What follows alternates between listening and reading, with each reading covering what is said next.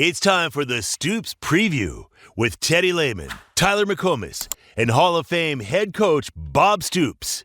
The Stoops Preview is brought to you every week by Stride Bank. With local roots and national reach, Stride Bank is your go-to partner for all your banking needs. Stride Bank, your trusted financial partner since 1913. And now, with the Stoops Preview, here's Teddy Lehman, Tyler McComas, and Bob Stoops. Stoops Preview brought to you by Stride Bank. Good to have Coach Stoops on, as always, as we preview the upcoming OU game and talk about the college football weekend as well. Coach, how's your Thursday? It's great. Beautiful day. Somehow I got too busy and didn't find my way to the golf course, but still a great day for Halloween. I hope everybody has fun tonight and stay safe. Well, Coach, it's been a bit since we've talked to you. We went on the road, went out to Ole Miss. I don't know what you think. It felt like maybe there were some signs of the offense, some improvement there. Turnover still got us, some costly penalties got us, and ultimately didn't come away with the win. But you see some stuff we can build on? I sure did. I thought offensively we ran the football better. Jackson Arnold did a great job. I thought he throwing the ball opened up some run game. All of it together matters. You're right. Playing clean football, it sounds like coach speak or people get tired of hearing it, but it's the simplest things. Don't have foolish penalties and take care of the football. It's the number one thing you got to do. I used to tell my guys, don't fight for that extra yard if you're in trouble or they're holding you up. Get down. The most important thing is finish with the football. The only thing I'm always okay with, guy throws a ball over the middle or outside, wherever. If guy makes a heck of a play, gets tipped, a quarterback can't be shy about throwing the ball. Now, I get throwing the ball into double, triple coverage. You can't have that. But it's one-on-one ball, gets tipped, it gets intercepted. That doesn't faze me a bit. But if you possess the football and are controlling the football, you never give it up. If anything, just go down where you're at and take care of the dang football and move to the next play. But, penalties and turnovers, to me, it's just not smart football. A guy that I've liked watching, and we've only seen him for a couple of games now, but Jacob Jordan, to me, Coach, just seems like a guy that you can count on him. He's going to be in the right spot. He's not going to make a big mistake. If a ball's in his area, he's going to go make a play on it, and he had his first career touchdown in the second quarter against Ole Miss last week. I don't know what you thought about him. He just looks like a guy that, okay, well, that's a fun story that he's a walk-on freshman and he's found a role in this team. But I think he's a guy even moving forward as we get to next year and beyond that could really be a nice piece to this offense. Absolutely, definitely. He's shown that in the two games he's played. He's found himself to get open. He catches everything. The play the other day was just instinctive to find an open space, that he could get the football. So definitely, I love what he's doing and, hope it continues, and I'm sure he'll build on it. Yeah, defensively, and this is not a problem unique to Oklahoma. It's a problem for pretty much everyone. But, we've played really long stretches of great defense, tackling well, pressure on the quarterback, stopping the run. It's just the handful of explosive plays. And this week, Texas, it was a lot of missed tackles. This week against Ole Miss, it was some of the stuff in the passing game, whether it was miscommunication or, guys not knowing the call, getting beat on a stutter go. The explosive plays have really been what's hurt us the most on defense. I know it's just practice and focus, but is there anything else that you think is key to eliminating those? Well, I think you have to credit Ole Miss. Lane Kiffin, their old coordinator, they do that on a lot of people. They're very good and creative and beating zone coverages, beating one-on-one corner coverages with stutter and go, those kind of things. If you're not getting to the quarterback in a hurry, you open yourself up for those deep throws in back of the linebackers, in front of the safety, or, the stutter and go, those kind of things. It's difficult. When they got a great quarterback and they're creative in how they get guys open, and it is a challenge. And the more opportunities you give them, the tougher it's going to be. So, you just, on the corner out there, you got to be able to stay with them, use your hands, jam them, and turn and run with them, anticipate. If they've run a couple of stop routes, eventually a stop and go is coming.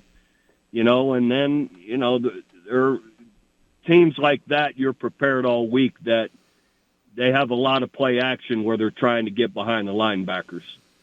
Modelo is the official beer of the Stoops Preview, which, by the way, I saw the best jersey I've ever seen on Saturday at Ole Miss. Of course, it was worn by Alan Carter. It was a white OU jersey with the number 21 on it. And I'm like, what's 21? Who's he representing there? Coach, it just says Thirsty for the name on the back of his jersey that he's wearing there.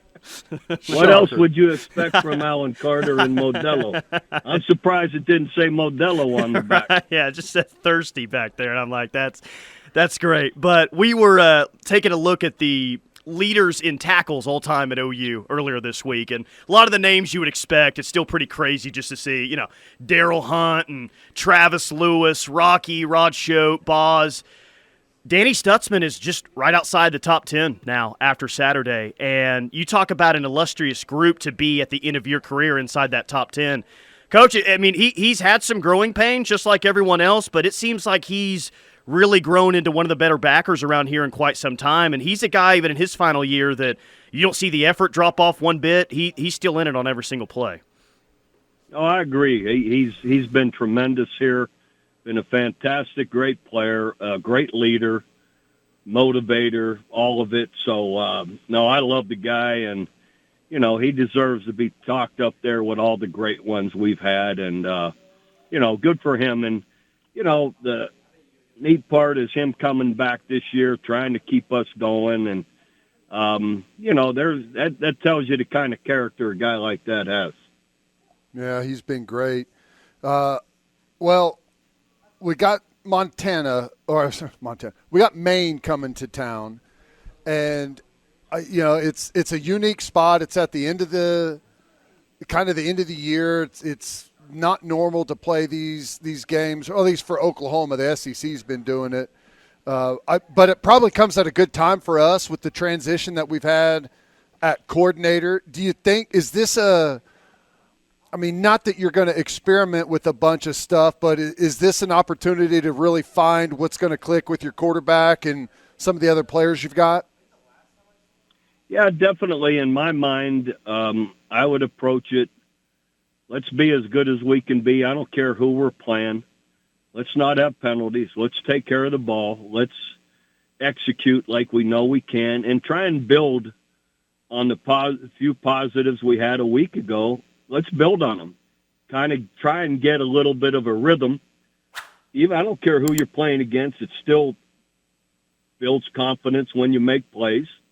And I think it is imperative to get Jackson Arnold comfortable with certain plays, what he's doing. And in my mind, I never looked at any game beyond that. Now, all right, you have certain guys circled that if we're able to play like we hope and think we can, we get a big lead in the second half, who needs to play without totally disrupting? You don't want to go into the whole fourth quarter and have it not be played well. It still, that takes away from the momentum you just built. So in my mind, it's piecemealed. It's a few guys here, a few guys here. This guy needs to play. They know who they are, or, I don't. But point being, you don't go in already counting on that. You have it prepared in case you're fortunate enough to play really well, and at some point, late third quarter, fourth quarter, we can substitute and get some guys some really good work.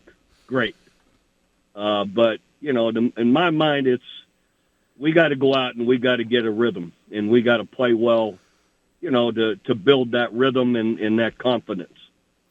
I watched a really good interview earlier this afternoon on the Bob Stoops app. It was Coach and Ryan Broyles. So go search Bob Stoops in the App Store.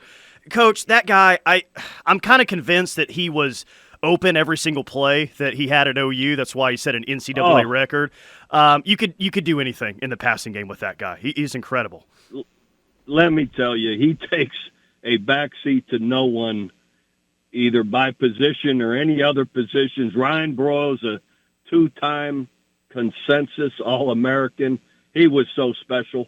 I mean, that guy caught everything. Not the biggest guy, but he wasn't small either. But he had the strongest hands, great route running, an incredible punt returner. I never even had a bit of doubt with him returning punts. He was so good at catching the ball, making something happen. That guy was really special. It was a fun interview. Norman High guy. He's a neat guy, and he's doing really well in his personal life with his wife, Mary Beth, and, he got a real estate and, company going here. So good for him. It was a fun interview, though, on the Bob Stoops app. That's free. Just download it out of your app store. I think what stands out to me is some guys are just great at getting open, understanding where to find those spots, but the chemistry that he developed with his quarterbacks is really, to me, what made all that shine. Was awesome to watch. You could see it. He great route runner and great after the catch. Yeah. And he had great guys throwing him the ball. Sam Bradford in 2008. And then Landry Jones, maybe the most unappreciated guy at our squads, because he was incredible. 2009, 10, and 11, Landry throwing him the ball. And then Ryan he'd get hit in such the perfect spot with the football. His yards after the catch were unbelievable. Or they'd punt it over his head, and he'd run all the way back and get it, and he'd run it all the way for a touchdown against Oklahoma State. That works too, huh? What was that, 90, 95 yards? Yeah. That was incredible. Well, it's crazy, too, that all the yards that he stockpiled and still, wasn't able to finish that 2011 season out, whenever he got hurt there late against A&M. So, no. Otherwise, it'd have been really hard to get his record. I think someone has got it, but otherwise, if he has 4 regular season games and a bowl game left, look out. I mean, that guy was unbelievable. Crazy. All right, good stuff. All right, we'll hit a quick timeout here.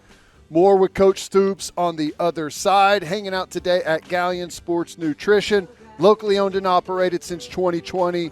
Huge selection of vitamins, supplements.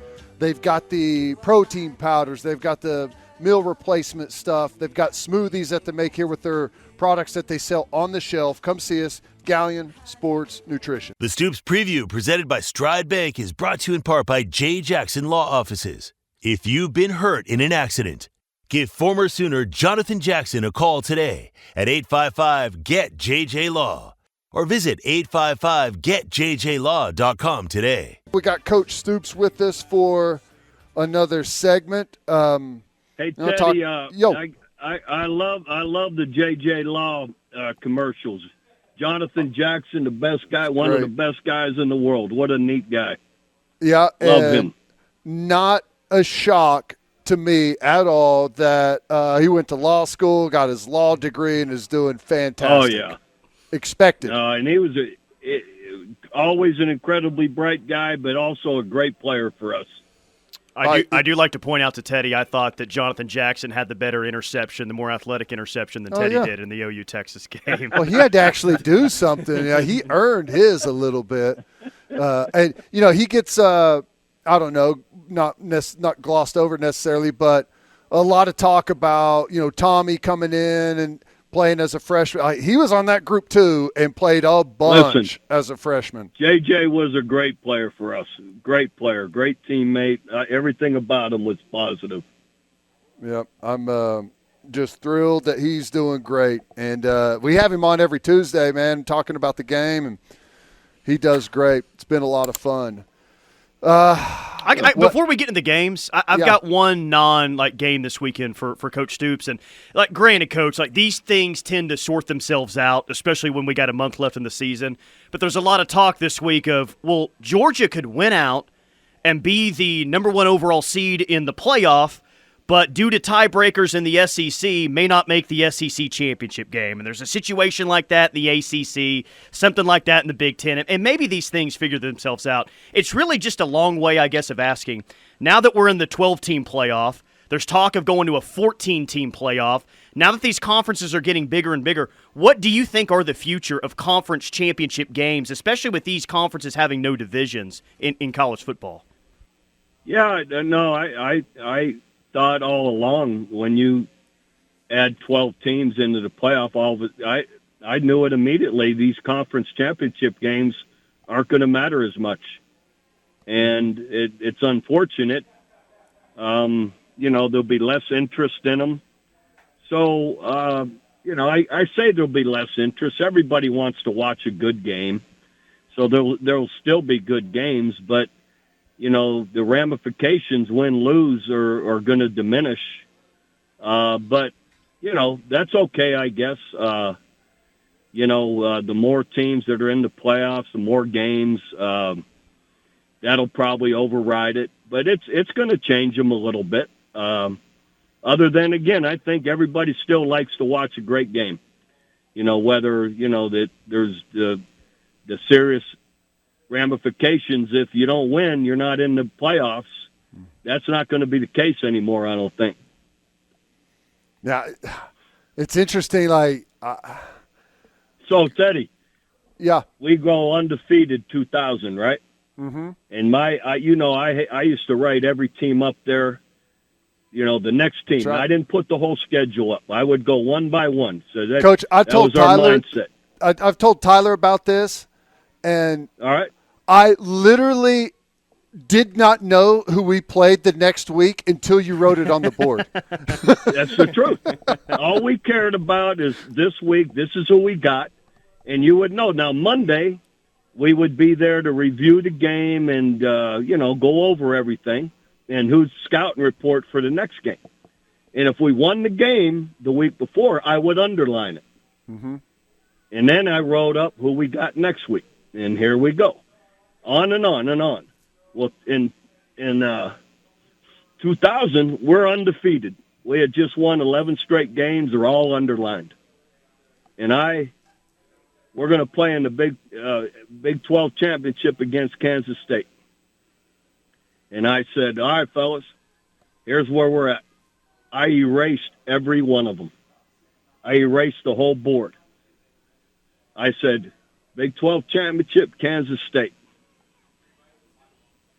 We have all the rest of them don't matter at all. If we don't win this game, we got nothing. We have nothing. So what are we going to do?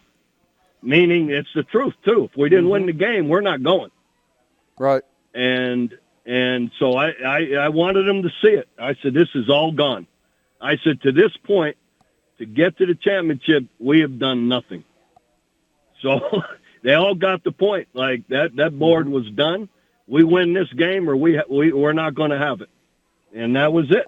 And I said, and we don't even have the Big 12 championship, let alone the national championship. And I thought it sent a great visual that to this point, it doesn't matter. Now we're at the point where it matters. Yeah, no, and it's exactly right. Just to add to that, the first time I was in a game that we lost was the next year. Like I think we were maybe 7 or 8, maybe 8-0, and then lost at Nebraska.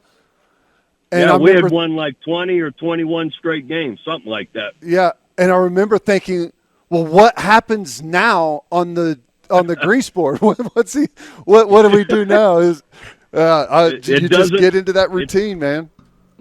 No, and it doesn't get underlined. You underline only the wins, and you put up the next game. It looks so bad up there when it's not underlined too. It messed everything up. I was distraught after that. Well, so you coached, obviously played in, the pre-BCS era, the BCS era, then the 4-team playoff. Did you have a favorite? Did you have one that you preferred? No, I like the 4-team playoff for sure. Mm-hmm. I don't know how the 12. I was thinking 8 or 12. Who cares?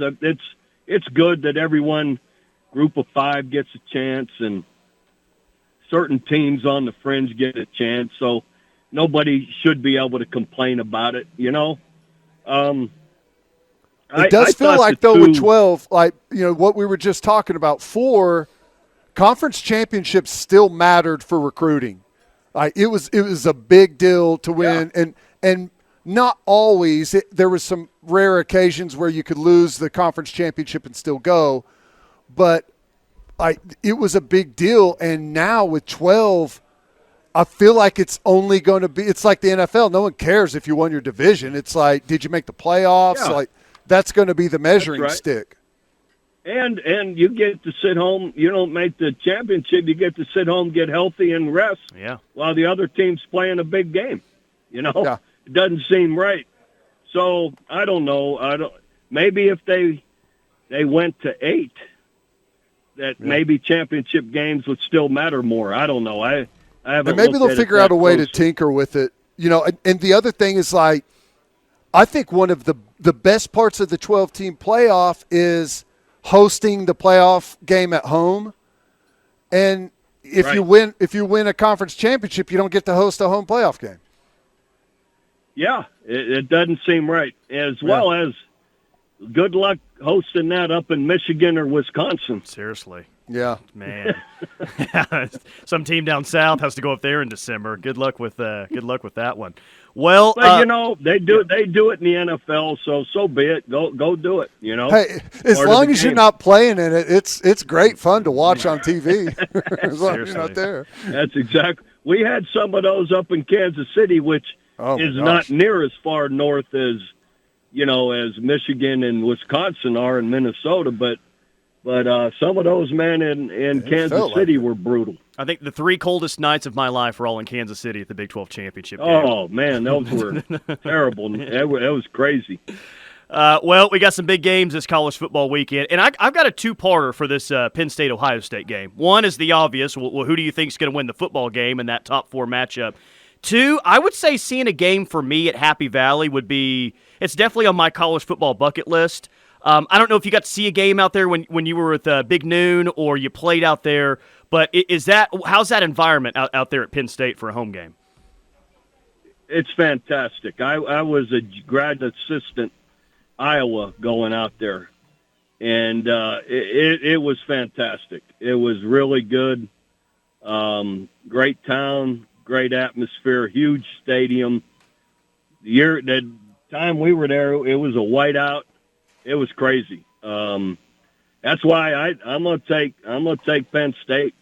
I think Ohio State has had too many tight games. Something's not quite right with how for them to usually they're beating everybody bad and they haven't been.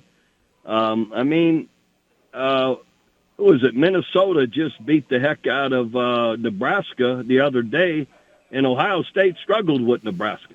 Yeah. So I don't know. I just something isn't quite what it needs to be, and Penn State's on a roll. I just think, they got something to prove. They're at home. This may be their time. Yeah, and another game in the Big Ten that I think. Well, I guess it's not really necessarily a game.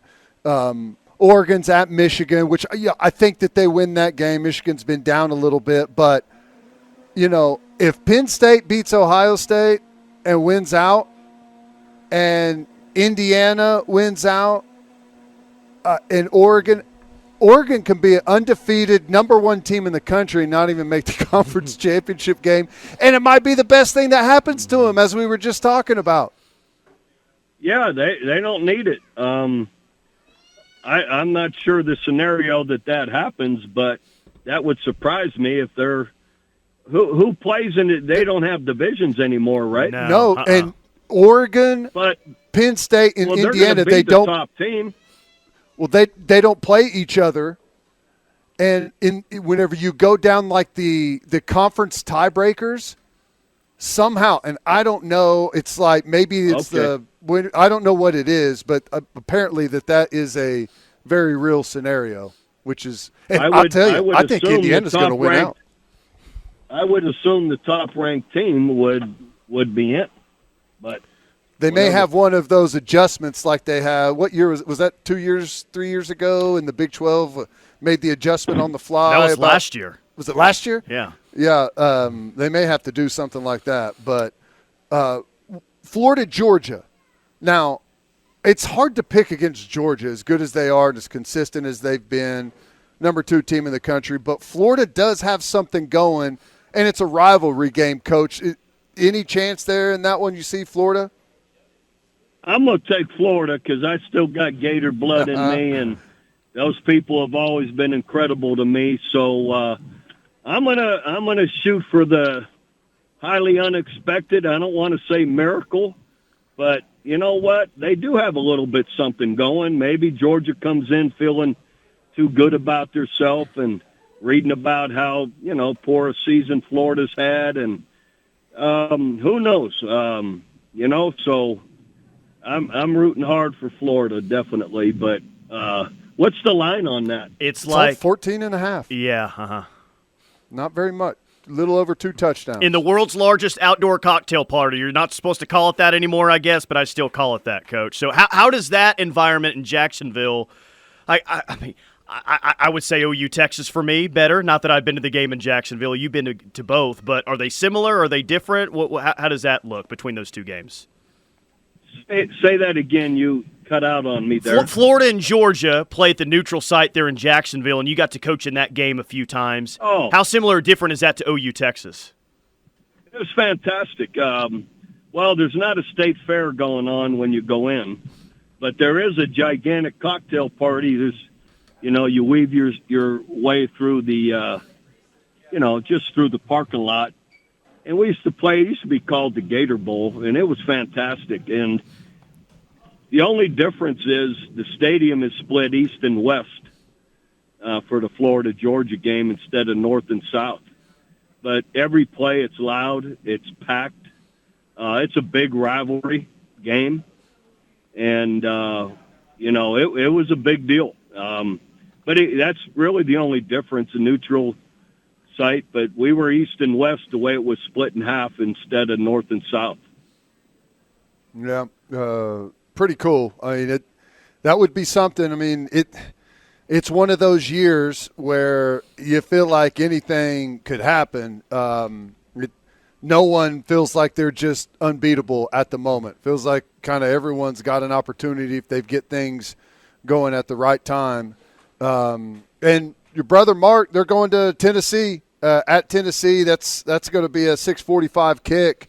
And you think they're going to get things straightened out a little bit? Well, hopefully. They've just really struggled, as kind of as we have offensively. What gives them hope, they did go to Ole Miss and win. They took Georgia down to the last possession. So if they could play that way and take care of the football, they'll have a chance. And that's kind of what it gets down to with a lot of these teams that are struggling. Can you take care of the ball? Last one. This game to me is fascinating. 6:30 on ABC. A&M just had the huge win last week. They're going to go to South Carolina. They've got some momentum. That place is going to be insane. Are you putting Texas A&M on upset watch this week in Columbia after that big win against LSU? Say that again. A&M plays Missouri? At South Carolina in Columbia. No, that's right. That's South Carolina. No, on my app, I took South Carolina. They've lost some tight, good games. They've played some really good games. They're at home. I think A&M loves to feel good about themselves. They just had a big win. They're feeling great. South Carolina still has something to prove. Being that it's South Carolina, I'm going to take them. Yeah, I think like it's a that good pick. I like that pick a lot. With that D-line, the quarterback's situation at A&M, what they've had going on, looked great against LSU, but that's a different animal with what South Carolina's going to have coming off the edge. So should be fun. Good stuff. Coach, we appreciate it. Always a good time every week when you have you on. It's something we always look forward to. And we better have a win to talk about next week playing Maine this weekend. I think we'll be just fine. You bet. All right, Coach, we appreciate it. All right, Teddy, Tyler. See ya. There we go. Good stuff from Coach Stoops there. All right, it makes me nervous that everyone's picking South Carolina in this game. There's nothing to be nervous about. Who cares? Whatever. Hope if A&M goes and gets a win. I just want A&M to beat Texas. I think A&M will beat Texas. I do too. As well as A&M played against Missouri, as well as A&M played against LSU, A&M will have their best game against Texas this year. That place is going to be electric for that game, no matter what the records are going in. All right, quick timeout. More from The Rush coming up. Hanging out Galleon Sports Nutrition.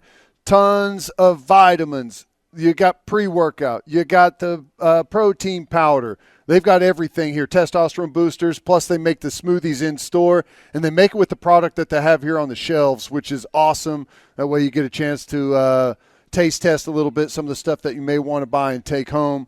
Locally owned and operated since 2020, plus they've opened a location up in Edmond this year. Come hang out. Come see us here at Galleon Sports Nutrition. We'll be back. The Stoops Preview, presented by Stride Bank, is brought to you in part by Riverwind Casino's newly remodeled gaming floor.